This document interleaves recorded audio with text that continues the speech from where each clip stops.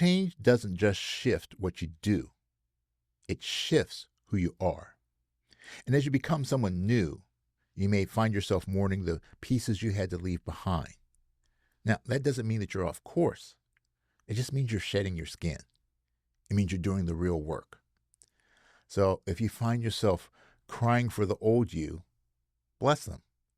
If you feel nostalgic for the person who didn't know better, thank them for surviving. And then keep going. Welcome to the Personal Mastery and Growth Podcast, where we explore the keys to unlocking your full potential and living your best life. I'm your host, Jose Johnson. Whether you're looking to make a breakthrough, overcome a challenge, or simply live with greater clarity, joy, and purpose, you'll find the tools and inspirations you need right here. So let's start your journey towards personal mastery and growth right now. Welcome back to the Personal Mastery and Growth Podcast, your go-to resource for practical tips, insightful research, and inspiring stories to help you unlock your full potential. I'm your host, Jose Johnson, and I'm an expert in the fields of mindfulness, mindset, and peak performance, and I'm so excited to have you here with me today. And today we're stepping into a side of growth that doesn't really get talked about nearly enough. Because while transformation is powerful, while change is necessary, it doesn't always feel good. In fact, sometimes it feels a lot like loss. So in this episode, we're exploring the emotional cost of change and why real growth can sometimes feel like grief. If you've ever felt unexpectedly sad, detached, or even guilty while making progress, well, this conversation will help you understand why and how to move through it with clarity and compassion.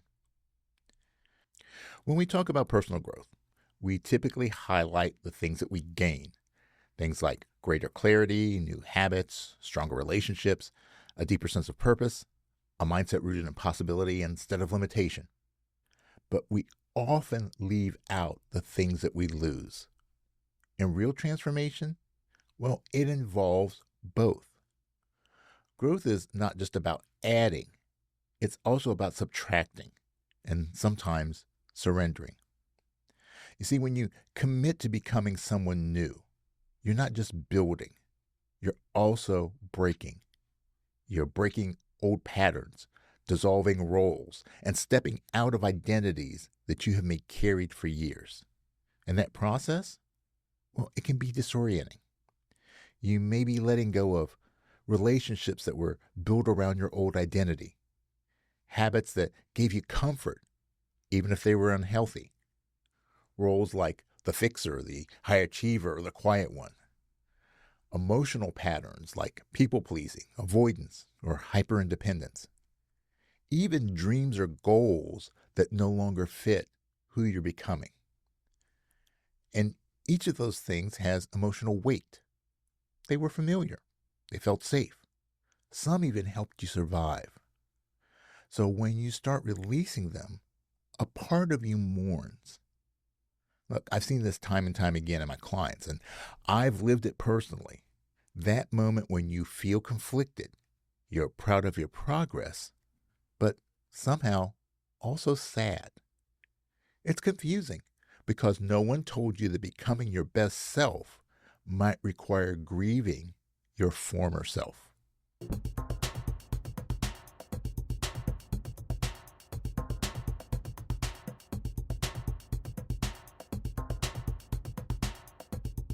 All right, so let's take a moment and look at the science. Your brain is not just a logic processor. It's also an emotional pattern recognition system. It's constantly scanning for familiarity, routine, and reinforcement. And change, even positive change, creates disruption. And that disruption is experienced by your brain and your body as a kind of instability. In neuroscience, we refer to this as prediction error. When the brain encounters something unexpected, it experiences stress. So if you've spent decades operating from a mindset of scarcity and you suddenly begin adopting a mindset of abundance, your nervous system goes, whoa, wait a minute, this is unfamiliar. That means it's not safe. You may feel tension, emotional swings, even physical symptoms like fatigue or brain fog, not because something's wrong, but because your inner system is being restructured. Now, here's where grief enters the picture. According to research published in the journal Social, Cognitive, and Affective Neuroscience, the brain areas activated by emotional loss, areas like the anterior cingulate cortex and the insula, overlap with the same pain centers activated during physical pain. That means that your brain literally experiences emotional change, especially loss of identity or relationships, as a kind of neurological wound. So when you stop being the person who always says yes, when you stop shrinking your voice to make others comfortable, when you stop living by someone else's expectations, you're healing. But it also hurts. You may find yourself missing who you used to be, not because that version of you was healthy or aligned, but because it was familiar. And our brains are wired to prefer the predictable over the uncertain. Now, one of the most powerful realizations that I've had, both as a coach and as a human being, is this. You can grieve something even though it wasn't good for you. You can grieve an unhealthy relationship. You can grieve a job that you outgrew. You can even grieve the version of you who used to feel comfortable by staying small. Remember that grief doesn't mean that you're broken. It just means that you're alive. And that means that you're evolving.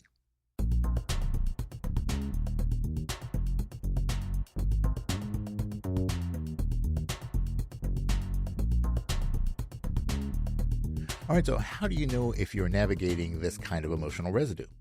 Well, here are some subtle and not so subtle signs that you may be grieving your own growth.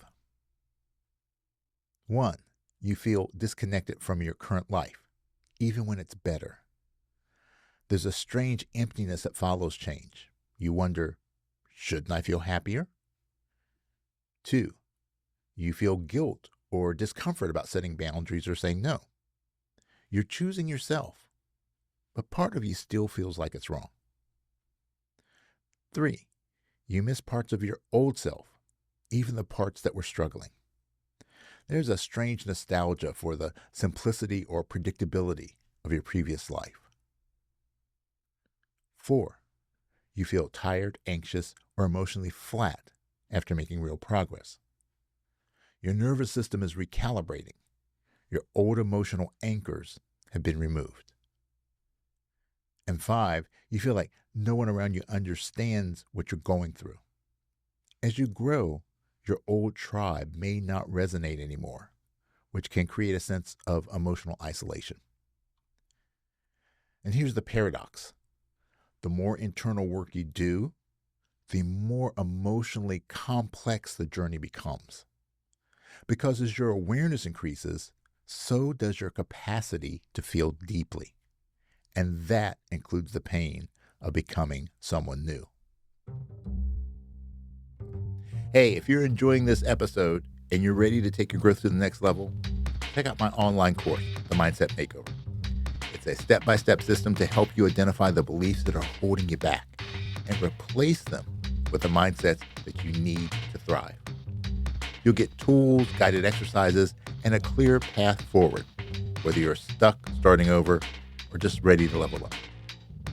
Learn more and enroll now at josejohnson.com/mindset, because real change starts from the inside out.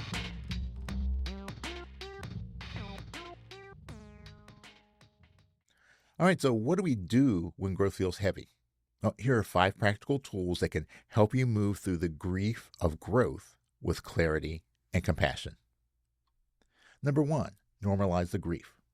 Remind yourself, I'm not going backwards. I'm just grieving as I move forward. This single reframe can help you stay the course without judging your emotions. Number 2, create a symbolic closure ritual.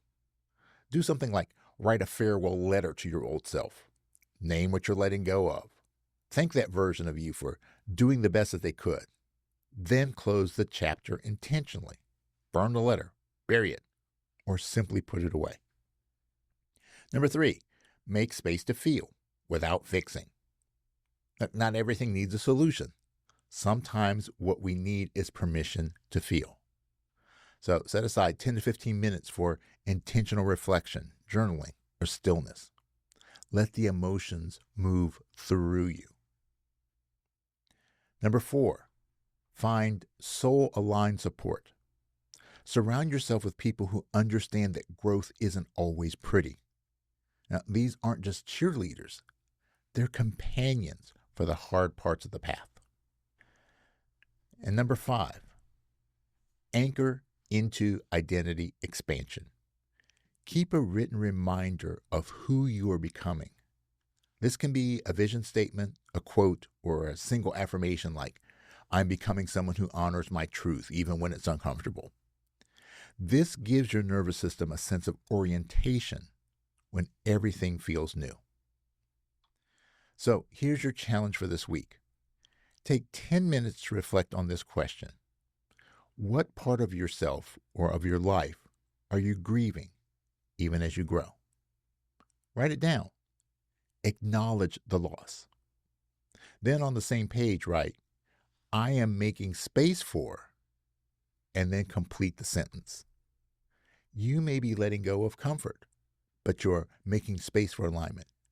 You may be releasing validation, but you're stepping into self-trust. And if you'd like support identifying the mindsets that are hardest to release and the ones you're ready to step into, make sure to take the free mindset assessment at josejohnson.com/mindset. It's a great starting point for aligning your beliefs with the life that you're ready to leave.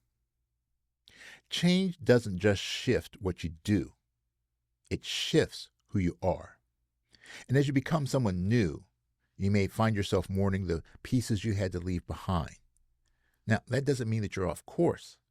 It just means you're shedding your skin. It means you're doing the real work. So if you find yourself crying for the old you, bless them. If you feel nostalgic for the person who didn't know better, thank them for surviving. And then keep going. Because on the other side of grief is growth. And on the other side of discomfort is freedom. All right, thanks for tuning in to this episode of the Personal Mastery and Growth Podcast. If this episode resonated, please consider subscribing, leaving a review, or sharing it with someone who might need a little light on their own path. So until next time, stay grounded, stay growing, and keep showing up for the life that you're meant to lead. And remember, it is what it is, but it becomes what you make it. So make it great. Thanks for tuning in. Before we wrap up, I just want to remind you that the information shared in this podcast is for educational and informational purposes only. It is not intended as a substitute for professional advice or treatment. While the content of this podcast is based on research and personal experience, everyone's situation is unique, and the advice given may not be applicable to all. Always consult a qualified professional before making significant changes in your life. The Personal Mastery and Growth Podcast is recorded at the So Good Media Studios located in the Candy Factory, a co-working space in Lancaster, Pennsylvania.